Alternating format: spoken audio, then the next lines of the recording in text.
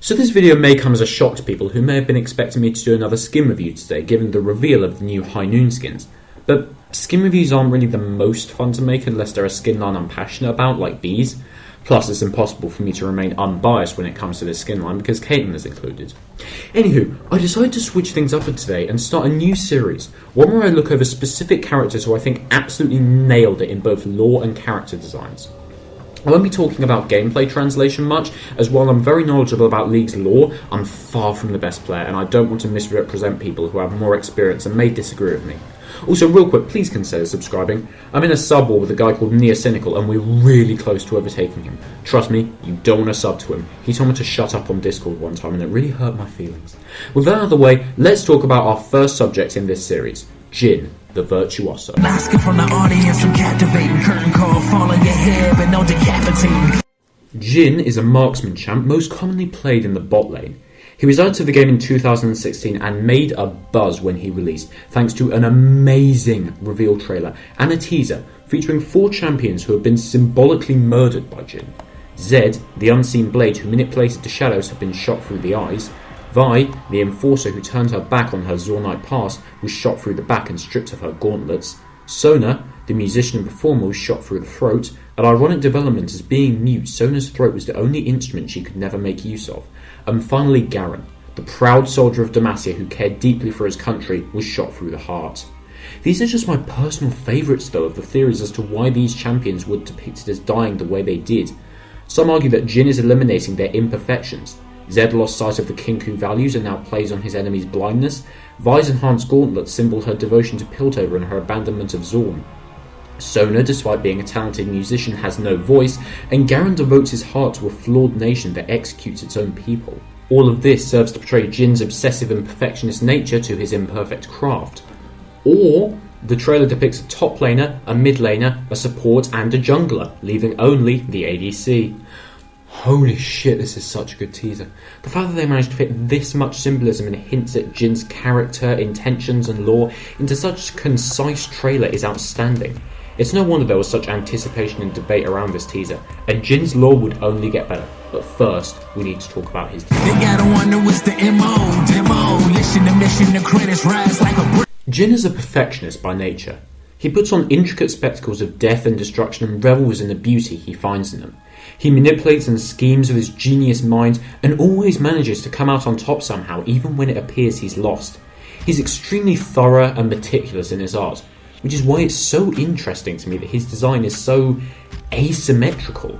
One arm is of flesh, the other is a mechanical arm you'd expect to find in Piltover, and his shoulders are dramatically mismatched as one is raised far above the other to accommodate for his massive sniper rifle. And I think it looks fantastic. He walks a great line between refined and threatening, and he does look threatening. His mask is like the first thing people will look at, and it has this brilliant leer to it, with ornate patterns surrounding the smile. The thing that instantly separates it from masks worn by other vigilantes who may have heroic intentions is its exquisite nature and adoration, which, coupled with the evil smile and his sometimes dark, mysterious eyes, gives it connotations of refinement, malice and mystery. Let's compare it to the mask worn by the main character in the V for Vendetta comic. The mask is totally different, I'm just using it as an example. The mask in that is more of a symbol for his beliefs and goals, representing Guy Fawkes and an anti-government and ruling class sentiment. Jin's mask doesn't represent any goal or symbol. It doesn't inspire hope or righteous intentions. Its ornate nature associates it with wealth and craft, something vigilantes or heroic mask wearers typically reject for their heroic deeds or fight against its oppression, giving Jhin villainous connotations. Once again, let's compare Jin's mask and look to Batman. Batman is very rich. He could afford to buy Jin's outfit, coat it in gold and diamonds, and then do it again another 1,000 times over. And yet he doesn't. Batman uses his wealth to fight crime, and he does not dress to impress or show off his wealth when he fights. In fact, most comic book characters who dress flamboyantly and exquisitely are the villains. You could argue this is for practicality, but the fact that Jhin sacrifices practicality for style, coupled with his menacing vibes, gives so many hints as to his personality. Anyone who looks at Jin's splash art can instantly get an idea of his personality, his traits, and his intentions. His mask is menacing, showing his villainous side. His exquisite clothes show his flamboyant and refined side. And let's compare this to another character in League, Renata.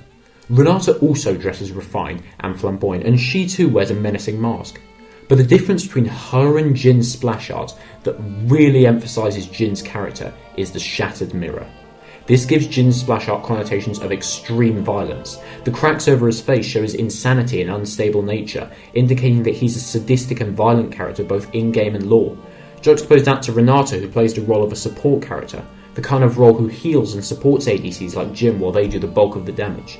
Renata is depicted at a distance from the perspective in her splash art, looking down at it as her condescending and higher class nature would indicate. Meanwhile, the perspective in Jin's is through his own eyes as he looks at the mirror, showing his personal investment in his violence and hinting at the pleasure he gains from it.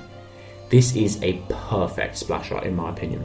It flawlessly captures his traits and gives people who have never seen it a good idea of what Jin's character is about, and who he is. Now let's contrast this with a bad splash art. There are quite a few bad ones to choose from, but let's go with Janna. Imagine you've never seen Janna's lore. You've never played her in game, and you are seeing her for the first time ever. What do you think? Is she an elf? Is she an angel? Is she about to go skinny dipping? Is she some kind of model? Why is she wearing a bikini? The last thing on your mind is Goddess of the Wind. Now, look at her design and try and associate her with a region. Piltover? Demacia? Perhaps Ionia? What was that? She's from Zorn. Oh yeah, that makes sense. She's from Zorn? Now I will admit, Jhin isn't the easiest to pinpoint down to a specific region, but that's thematically appropriate since his design has so many differing elements and imperfections. What links Janna to Zorn? I'd like to reiterate, this champion grew up in the same place as Warwick, Singed and Urgot. Ah yes, she definitely does not stand out. I bet these guys hang out all the time. Perhaps they have a pub quiz team. For real though, what does Janna gain thematically and cosmetically by being from Zorn? Nothing. Meanwhile, Jin's imperfect design is designed to intentionally contrast with Ionia's beliefs regarding balance. He's the most notorious villain in Ionia, and while the Kinku and citizens seek to find a balance between the human and spirit realms, Jhin is shown to be disgusted at objects of bland symmetry and balance, and seeks to find his own beauty in imperfections or symmetries that fit his own twisted standards of perfection and beauty. Similarly, I think the asymmetricality of his design is meant to reflect both his unstable nature and his warped perception of beauty and perfection. The thing Jhin finds most beautiful is death and pain, and he seeks to turn every life taken into a spectacle or performance. Needless to say, the musings of a madman, which is reflected in his flawed and asymmetrical design, and yet he still looks exquisite and splendorous, showing that despite his unorthodox perception, Jhin still finds beauty in both imperfections and death. Art by the acted and trick and witness the gunplay. Gunfire sound like a lullaby on a Thursday. Okay, now I've waffled on about Jin's design for long enough, I can finally talk about Jin's lore and how good it is. Jin's a prominent figure in the Kinku storyline, which features Zed, Shen, Akali, Master Kusho, and Kennen whenever Riot remembers he exists. Jin's origins are largely unknown, but we can assume that he was a great fan of performance and showmanship, likely the reason why he joined a travelling theatre as a stagehand. But after the shows were over, Jhin would sneak off and slaughter travellers, farmhands and families in brutal and twisted ways, being sure to display their mutilated corpses in gruesome fashion, and then he would leave with the theatre, never to be seen again. The killings became so notorious and the identity of the murderer so mysterious that the people of Ionia believed it was a demonic presence who massacred their people, earning Jhin the moniker Golden Demon. Eventually, these rumours reached the Kinku, and Master Kusho, concerned that this demon would upset the balance between the living and spirit realm, took his son, Shen, and his best pupil Zed with him to track down the killer. They hunted Jhin for many months, and as they did, Master Kusho concluded that the reason so many had failed to track down the Golden Demon was because they believed it was an otherworldly presence, their mistake being they had not considered that killings this depraved and awful could have been done by a human being. With this knowledge in mind, Kusho began to set a trap for Jhin. However, Zed was kidnapped by the mastermind and tied up, where Jhin forced him to watch while he prepared to kill Shen's fiancée Yenvai, who Zed had feelings for. Jhin taunted Zed with the gruesome details of what he would do to her, and revealed that he had forged a note from her to Zed asking to meet.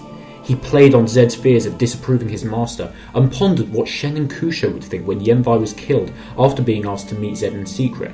However, this was all part of Kusho's plan, as Shen arrived just in time to save his betrothed's life and subdue Jhin.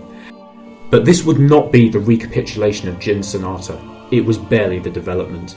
The Golden Demon's words and actions left a deep scar on Zed, leading to him questioning his master for the first time and wishing for him to kill Jhin. It's likely that the emotional torture he was subjected to and his new disillusionment with the Kinkou beliefs were what ultimately led to him betraying them and starting the Shadow Order. Jhin may have been outsmarted by Kusho, but even as his slaughter ended, the seeds of doubt and scars of trauma he left in Zed's mind would lead eventually to the bloody massacre at the Kinkou Temple.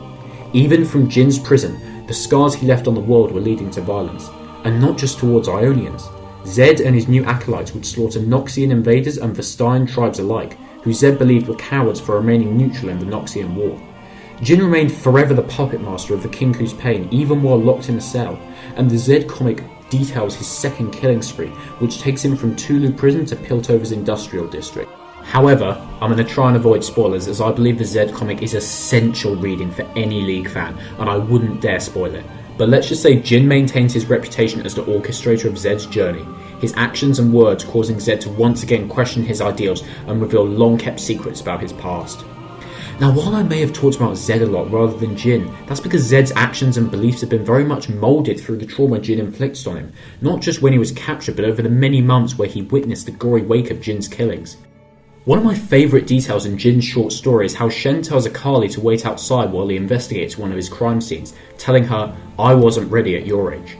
Not just alluding to his memories of Jhin, but also indicating knowledge of where Zed's disillusionment and betrayal stemmed from, and with Akali already having left the Kinkou to follow her own path, he worries that this may lead her astray as it did his best friend all those years ago. It's a fantastic moment of character that really emphasises the massive impact Jhin left on Ionia, and will likely continue to leave on wider Runeterra. During his time in Piltover, he launched a one-man crusade against the shipping companies and almost put Clan Pharos out of business, even slaughtering their soldiers and nearly killing Camille. One of the most powerful people in Piltover has Jhin cornered in a theatre with considerable military support, and yet he still manages to kill all of her troops and hurt her enough that she gave up her pursuit of him. He's fairly weak in terms of raw strength, but his twisted mind is his true weapon. His beauty standards and desire to inflict pain and manipulate has shaped Ionia and Piltover's political landscapes, whether it's him or one of his victims. Zed, Shen and Akali may think they've stopped Jhin, but his actions will forever affect them and have turned them into actors in his grand performance, which hasn't even come close to reaching its conclusion.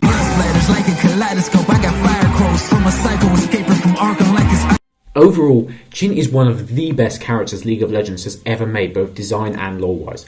I apologise for not being able to give a more in-depth summary and analysis of the lore, but I will be going into spoiler territory. There's stuff I didn't even touch on, like Jin's OCD regarding the number 4.